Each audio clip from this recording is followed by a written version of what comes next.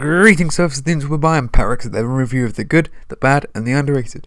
So MLP finally does its spin on A Christmas Carol in the middle of May. Interesting timing. Regardless, A Christmas Carol has remained one of my favourite stories since I was a kid, with three particular versions standing out to me personally. The Alistair Sim version for being the best all-around adaptation in my opinion, with excellent acting and direction. The Muppet version for being my introduction to the story with excellent songs and Michael Caine, and the Doctor Who version for being the best Christmas special the show put out, along with having some very interesting takes on the original material. So how will the pony version be? Will I watch it many times into the future, or will it be best left in the past? Let's find out as we take a look at A Hearth-Warming Tale. This episode starts with a musical number through Ponyville.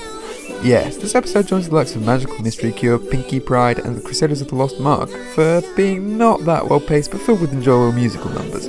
By the way, Derpy's best Christmas tree ornament. Twilight is excited for Hearth-Warming, but I was thinking I might just skip it. Egad!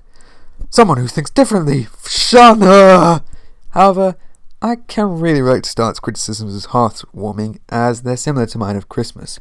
The pony's emphasis on materialism in the previous scene justifies her logic, and for me, the pressure on getting someone a gift and the stress that comes with finding it puts me off the holiday, along with the wave of disappointment the person gets if you don't get exactly the right thing. For a time of goodwill and peace, I find it ironic the pandemonium and stress that comes with it, though the turkey is always a benefit.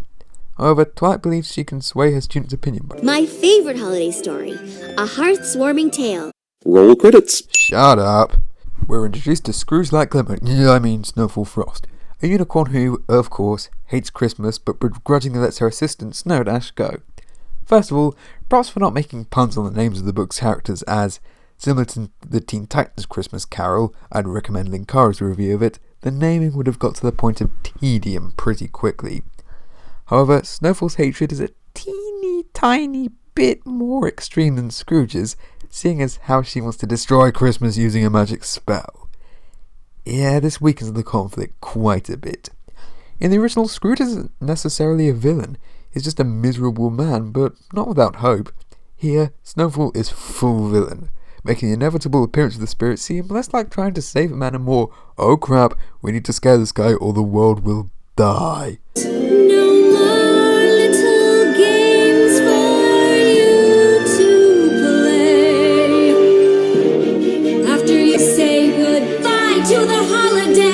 Wow, I'm actually kind of shocked at how creepy Kelly Sheridan's singing is. Given her most notable role other than Starlight Glimmer is Barbie and ooh, Sherlock and Watson ponies, yay!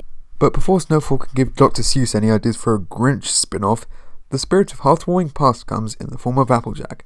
A clever touch, given how her honest and kind nature, as people often view their past as a more innocent and honest time. We then see that Snowfall was, again, of course, a hopeful young unicorn who loves Hearth-Warming but is discouraged by her teacher, pushing her to study more. Sound familiar? Although at least Twilight's teacher encouraged her to make friends, this guy just wants Snowfall alone with him, and oh sweet Celestia, this just got so damn creepy. Please move on to the next spirit. I need an adult. I am an adult. So yeah, Spirits of Hearth-Warming present comes and is Sombra. As Pinky. A sporadic yet enjoyable music number ensues, of course. What does Snowfall think a better Equestria looks like? Ponies working hard, learning, and using their abilities for the benefit of Equestria. Looks like we've got everything on Snowfall's list right here. Huh, that's actually kind of intriguing. Good one to show. However, Pinky soon leaves after a few minutes. Yet the main problem with this episode is definitely the pacing. Similar to the other heavily musical episodes, the 20-minute timing really works against the development of Snowfall, with each lesson having to be crammed into 2 or 3 minutes. However, this is most noticeable in the final segment, with the Ghosts of Hearth-Warming Future. Again, while Luna was a good choice and it actually kind of works that she talks in her counselor voice, the point of this segment is usually to see what people think of Scrooge after his death, truly showing how much the previous lessons sunk in so that he cares about people and making a good impression in his life. But here, it's just discouraging Snowfall from destroying the world. Anyone would care about that, so it isn't as powerful as the miserly Scrooge finally regaining his faith in humanity. That said, it does still feel good to see Snowfall open back up to Hearth-Warming and every pony, but thanks to the 20-minute length, it doesn't ring very true. It wasn't likely to be a 2-part episode though, so I guess it was a necessary evil. So as the story ends, Starlight goes to the party to celebrate Hearthwarming with every pony and reprise the opening song. So that was a Hearthwarming tale. A very good episode, but a kind of by-the-numbers Christmas Carol retelling.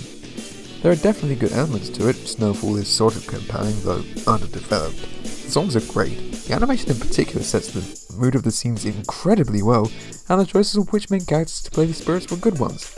However, the framing device hurts the development, and the rushed plot doesn't help either. I can't stress enough how the 20-minute timer of the episode really works against the story.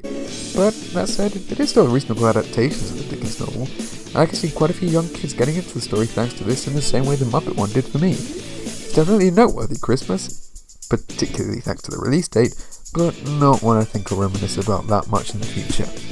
I am Parax11, thank you for watching.